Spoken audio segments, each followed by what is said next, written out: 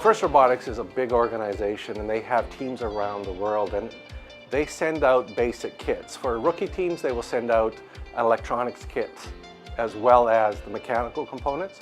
And for the second year, when you register, you receive mechanical components, but all your electrical, etc., you have to provide yourself.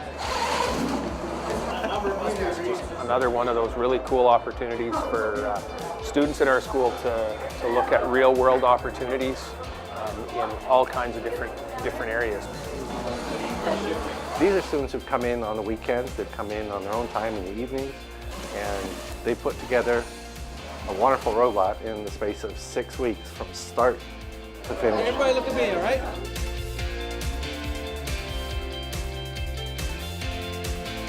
I work for the coding division, kind of just doing whatever is necessary for programming the robots. My involvement was helping with mechanical building.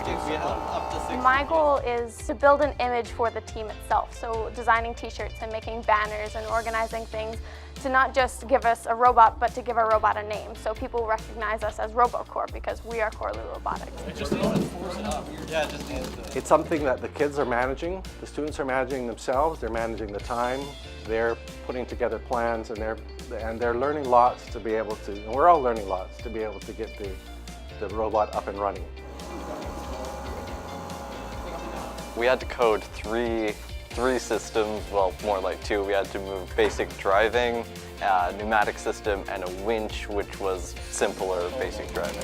The programming basically was relatively simple. The difficulty came with figuring out new technology as we were a rookie team. I love projects that are real. I love projects that involve students taking ownership of what happens. Years ago, I took a team to Phoenix, Arizona and raced an electric car, and we had sponsorship from the community, wonderful support. We flew our car down, we flew the students down, and we raced at Phoenix International Raceway. 3 runners win, 2 runners blue. What do you guys do? In accordance with Robocorr, my goal is for students to be exposed to as many different ideas as possible and to go and meet other people. There's going to be people from all over the world at this regional competition. Just that little amount that I was able to be here was really awesome because most of the people that I did end up knowing from here had a great time, and then also meeting new people was also pretty fun because people with similar interests, and also you get to build a robot. Like, you usually don't get to do that. We're a rookie team this year, so we have funding from Microsoft, we have a one-time grant, and we have a funding from First Robotics. We hope to continue this through the years. We are looking for sponsorship, we're looking for companies that will come alongside and help mentor us. But we're looking for companies and individuals who are willing to come in and donate their time and maybe help support us financially. Say a company that ends up dealing a lot with electricians, you could actually end up helping us by sending someone to supervise us while we do the electrical components, so we could end up having help with that. I think we're probably looking at needing somewhere in the neighborhood of $15,000 a year to run this program.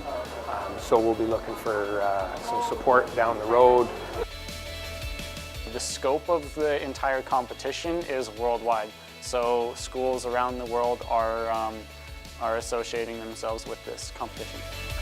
It's just a great experience. If you like technology, it's a great way to work with it. It's probably the easiest way to learn technology is just to dive in and do something. Quesnel is quite a small town, and this competition is international, and so going on a trip like this to Calgary, it's not only giving these kids a really good experience, but it's giving people something to say like, oh, they're from Quesnel, and not just because of like our other tourist attractions and things like that. It opens up these kids and our town to like an entire new field of what people are experiencing from us. This year is Calgary. There's 6 new teams in the north. There's a couple in Prince George and there's some up in Fort St. John, etc. So they're trying to bring in enough BC teams to be able to have a regional competition in Vancouver.